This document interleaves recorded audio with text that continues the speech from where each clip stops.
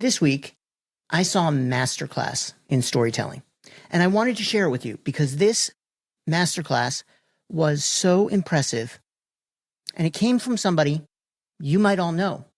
So that's what we're talking about on this episode of the Story Lab.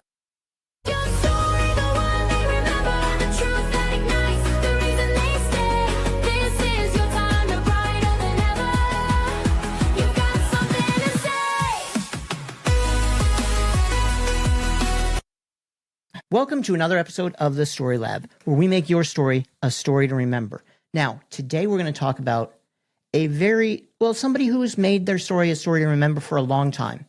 But this week, I actually did a presentation on this person called Marketing Like a Showgirl.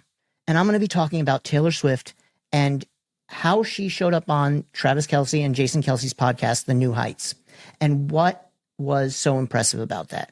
So I'm going to really dive into her storytelling here. In this podcast episode and throughout her career, she's done a brilliant job telling her story and connecting with her people because we all feel like we've gone through her life with her. Now, there's a few reasons for that. And one of the things that she's able to do is connect us with her story, make us feel like we're being seen in her story. And that's powerful. Because when somebody feels seen, their trust is much higher. And that's key. So she makes her audience feel seen, but she also tells genuine, real stories that mix her public life with her personal life, with just enough details on the personal life. And obviously, we see her in her public life. So we feel connected. When we get these little bits of her private life, we feel like we know what's happening. And that's done on purpose. She knows what she's doing when she's sharing what she shares. Now, a great example of this is on the New Heights podcast. She tells the story of regaining her master's. And in this story, she brings us right along on the journey with her. She tells us how her mother and her brother went to go to LA and negotiate this. And she wasn't holding on any hopes. But they called her and they told her how well it went. You know, they didn't know which way it would go, but the meeting went well. And that brought us up a little bit. We got excited for a moment. And then she talked about how she was waiting to hear back and how long it took. And that it was after the Super Bowl when she finally heard. And we're going on this journey with her. We're following her along and we feel like we're there in that moment because that's the amazing thing that stories do.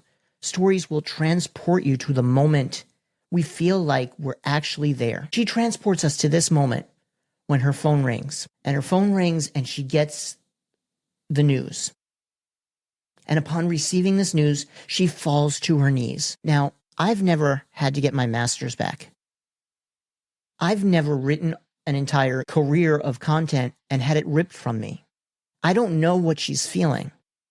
But in that moment, when she tells the story, and she falls to her knees and she can't get up and she can't catch her breath and it's overwhelming. Everybody's had that moment. Everybody's had that phone call. That tool brought us right there. We felt like we were there with her. And when we found out that she'd gotten her master's back, we all celebrated because it felt like we got our master's back. And that there is the magic of storytelling. And she did that by bringing us along on this journey from the moment it happened. But in this podcast, she took us from not knowing to finding out, to knowing that she got it, to celebrating and how it feels now. How she feels now that she regained those masters. How she feels now that she has full possession of her work. And it was an emotional journey. And she used all the tools she had. She used her body language. She used the way that she told the story. She sped it up. She slowed it down. She talked a little bit louder. She talked a little bit quieter. She had moments of almost having a breakdown because it's still emotional. She brought us on that journey with her. And that's the beauty of storytelling. Now, if you haven't seen the New Heights podcast, one, I recommend you watch all 2 hours of it. It is very good.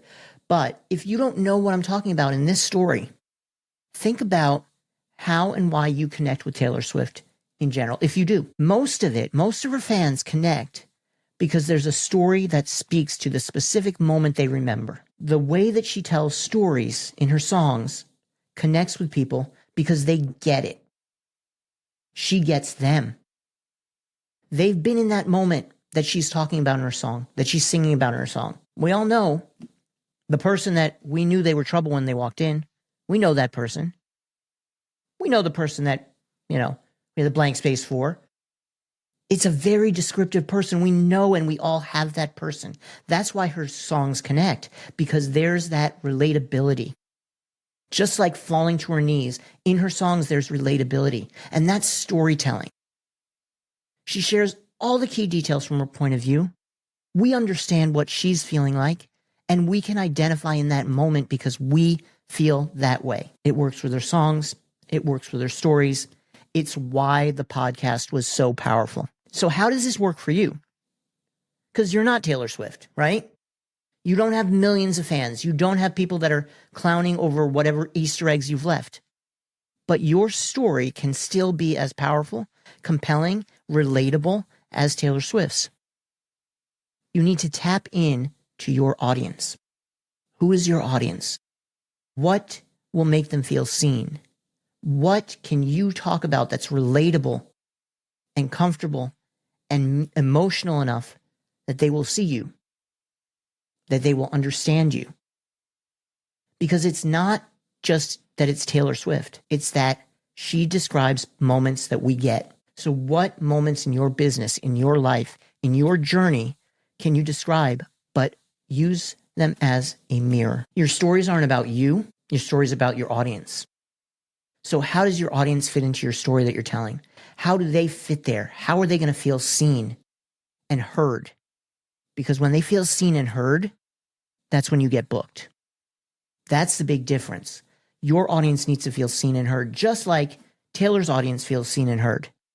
We see ourselves in her content, in her songs, in what she's putting out there, in the podcast interview. How do you set yourself up so that your audience sees themselves in your story, in what you share, in the everyday life that you experience, publicly and privately? Bring them in. Don't just show them what you have to offer on your product. Show them who you are as a person, because that's where they're going to connect.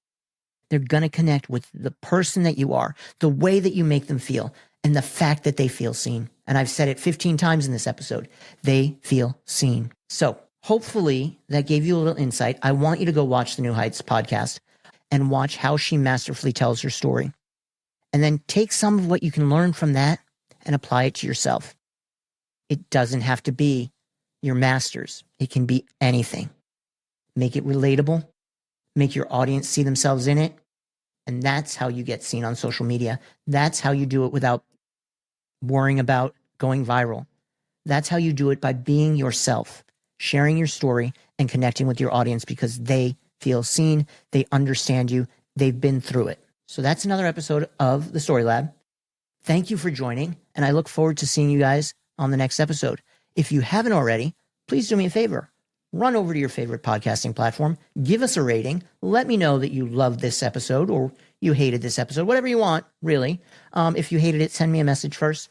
And write a review. Give me a few stars. Make a comment on Spotify. Whatever you want to do.